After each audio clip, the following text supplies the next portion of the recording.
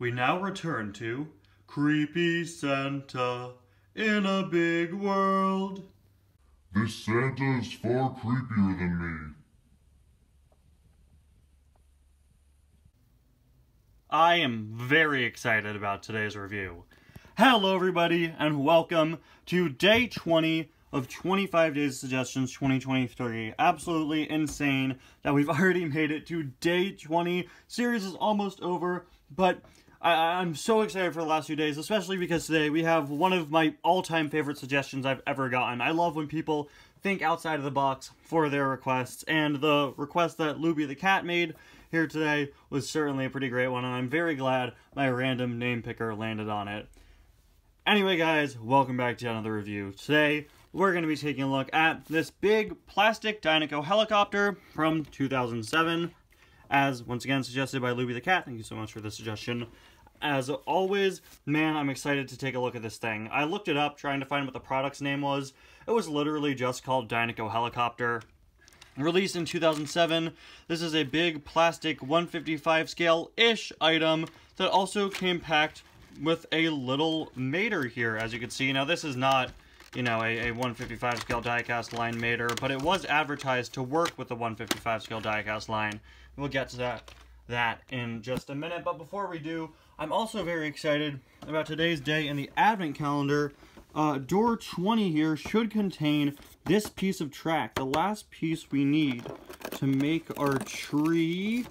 Hey, there it is. Man, I love seeing the track pieces progressively get smaller and smaller. Started off with four days dedicated to that one, then 2 for this level, and then just the 1 up here. If you could find a safe way to remove it. This is like one of my live streams where I'm like, guys, I can't do this, let me put the camera down. I was a little disappointed with how it looked when assembled, because this doesn't look that much like a tree, if you ask me. Anyway, our last track piece here connects to the other ones from past years, etc. You just plug it in up here to make our third and final layer. Click. There we go. And now, to complete our pseudo tree, you plug in the cozy cone, and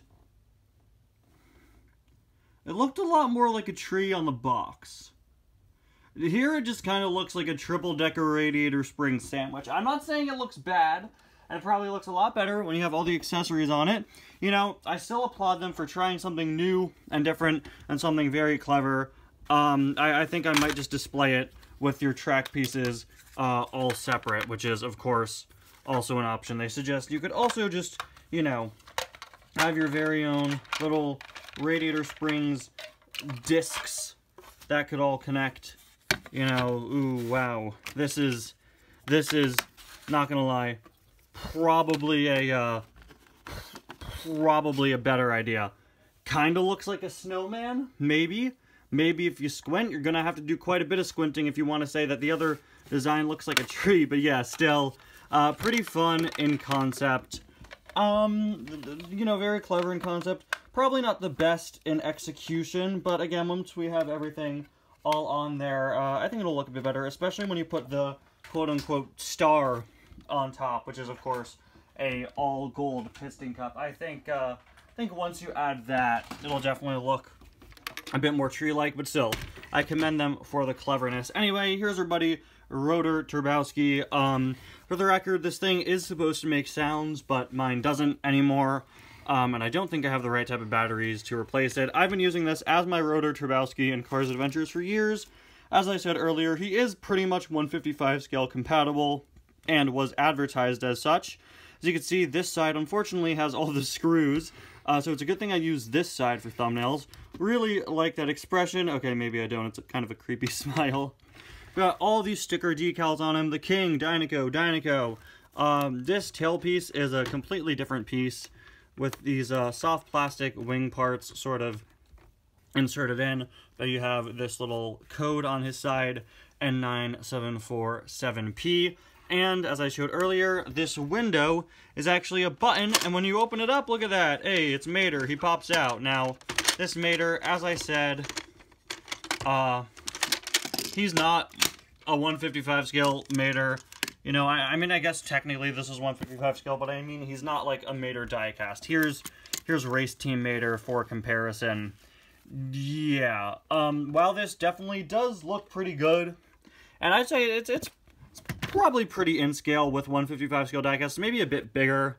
Yeah, your regular Mater, unfortunately, isn't gonna fit in here. So they include this weird little pseudo Mater with some of the most interesting construction I've ever seen in a Cars toy ever, as he has a clear plastic windshield that his eyebrows are molded on top of, instead of just regular, you know, painted, printed on decals like what we're used to. One of the most interesting approaches I've ever seen to making a piece of Cars merchandise, if you ask me. He's got a big, wide open mouth, very few decals, or very few details on him. He does have a few decals.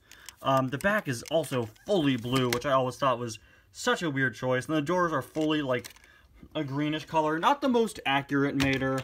Oh, here's the base for reference. But certainly a Mater. Yeah, pretty interesting. Now, oh no, he just got dropped! Okay, guys, I just saved Mater, and I've also just noticed that he has rubber tires for the front wheels. Just such an interesting item. Anyway, yeah, you have these two little prongs that stick up to hook Mater's wheels in to make sure he's nice and secure and doesn't fall again. You also have the other main play feature here, which is this trigger. And when you pull the trigger, as you can see, the rotor's blades spin, and they spin pretty well. The blades could also be rearranged in a few different ways if you want to do that. I don't know why you would. I don't know if that's supposed to be done. But yeah, you could sort of alter them a little bit, but only in positions when they're sort of snapped in will you successfully get that nice, satisfying trigger pull flying. Really like that feature. Just a really clever toy all around. Speaking of all around, on the other side, we've got his other propeller and this door here, which gives you back access to Mater. You can see how that mechanism works. You could just kind of push him forward on your own, and also some storage space. I remember the box specifically showing you that you could fit like a Luigi and Guido in here, you know, a regular 155 scale release. It's supposed to be to transport 155 scale diecast. You can see putting a Mater in there does not fully close the door. And while we're at it, let's just test. Can you fit a regular Mater? Can you fit a regular Mater into this? I guess maybe, sort of, kind of. Yeah, unfortunately, a regular Mater is simply too long to fit in there, which is why they give you your own specialized Mater. Can I fit a Pity in this compartment? Let's see. Oh, I guess I won't. Everything's falling today. Okay. Alright. Yes! Yes, you can! Amazing! Alright. I'll never see Stacy again now. I just love how well designed this is. How the stickers are applied. You know, the King one cut off because the door is in the way. It's just really well engineered. And it's great to see that after all these years, we're still getting some Cars diecast items that are just like this. Large-scale characters with really fun play features, built pretty well. Except nowadays they're made more specifically for the 155 scale line.